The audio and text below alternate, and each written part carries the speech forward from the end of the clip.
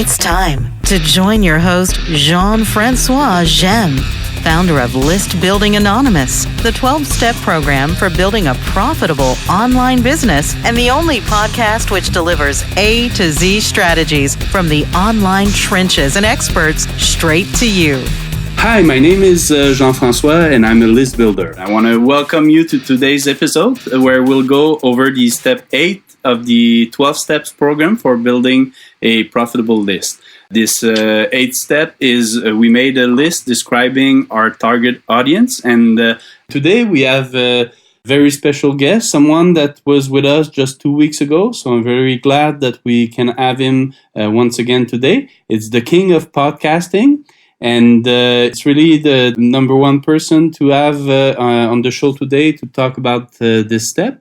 So the king is co-hosting 8 podcast shows with some of the top, the most successful people online. So I'm really glad to have him again today, really honored. And so I give you Jonathan Rivera.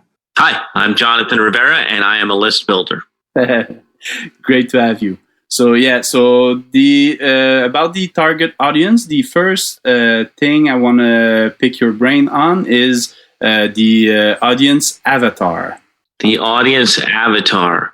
What in particular do you want to pick my brain about on the audience avatar? Give me some more. Yeah, okay. But in fact, what it is, the first thing, but how to come up with an audience avatar and what's the purpose? So really, it's the foundation for everything.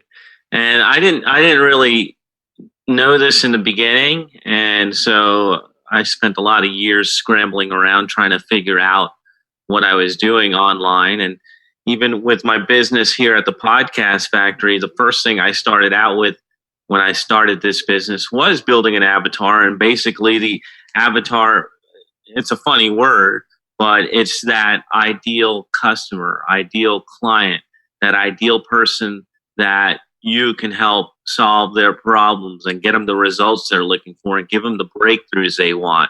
And it's what I believe every business needs to start out with is, who are you talking to? And even you and I, when you started this show, what was the first thing that we did? Yeah, exactly. We went through the avatar, right? Who are you talking to? And even with what you came to the table with and what you left with were two different things. And so even if you're not getting your avatar right in the beginning, it just needs to get done. So you can say, hell, I don't even know who this person is. Let me try again. But I think that's the basis for your offer. The basis for everything that you do in business is who the heck is going to buy it. Yeah, great. Exactly. And it brings me to the second question is, in fact, that needs to be done prior to start any content.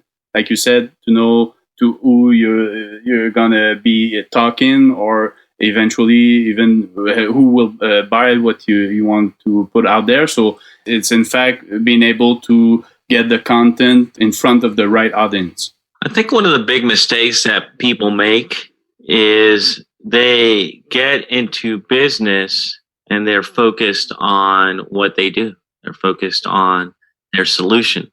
They're focused on how good they are, how great they are. Whatever it is, they're focused on themselves.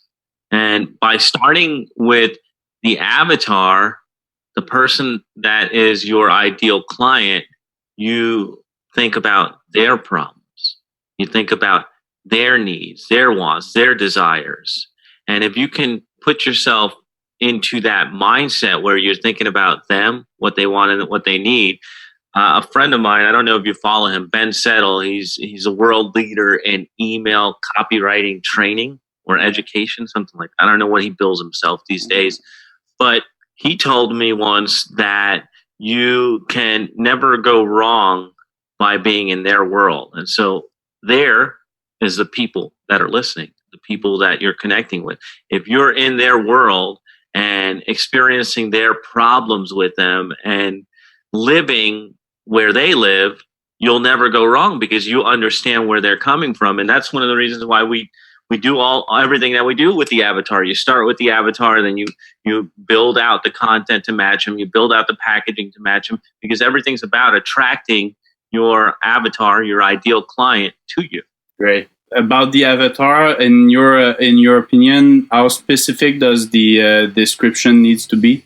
It can start out general. I mean, what you'll need to understand about this avatar thing, some other people might disagree with me, and it's okay for them to be wrong, but the avatar thing is living, breathing organism. And so if I go back, and I have it in my drawer here, the original avatar that I wrote is really quite general.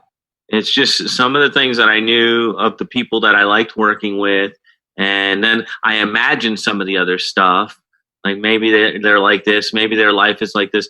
And as I've been in business for several years, I start refining it.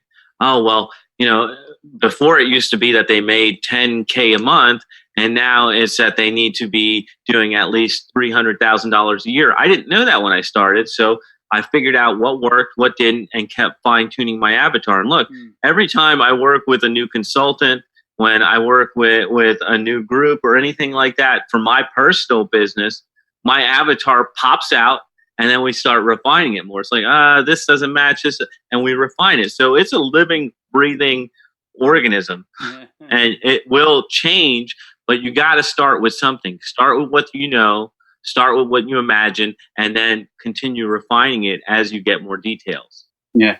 So in fact, in the description, I think, correct me if I'm wrong, but I think you need to kind of be able to see one specific person, which would be a little bit like the ideal customer.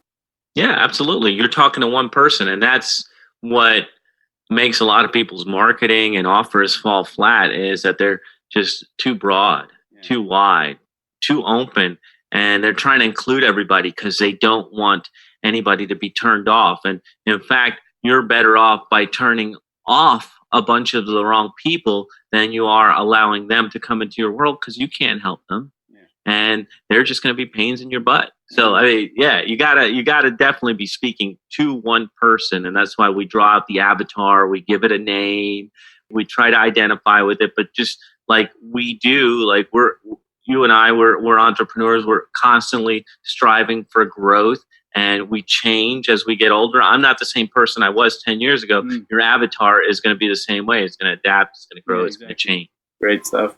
Good. So I think we went through the main details about the target audience. So in this episode, we focus on the how to make lists describing our target audience by digging into the steps to identify our audience avatar. We also talked about how our content needs to be relevant versus our audience. And lastly, we learn how specific does the description of our audience avatar needs to be. So this step is really critical if you want to maintain a great engagement with your audience, whether it be our audience on social media or our list. We need to talk specifically to our target audience. So for next week, we'll continue with step 9. Which is we mastered our own story selling, and we'll have another amazing guest. So you don't want to miss this. So keep an eye on your email inbox, and I will send you the invite and reveal the name of that guest. I want to extend once again a warm thank you to Jonathan, who allowed us to pick his brain. Thank you for having me. It's always fun to be here. Great. So I want to also thank all listeners for tuning in, and look forward to lock on with you and together master these steps. And until then, I wish you an amazing journey. This is thepodcastfactory.com.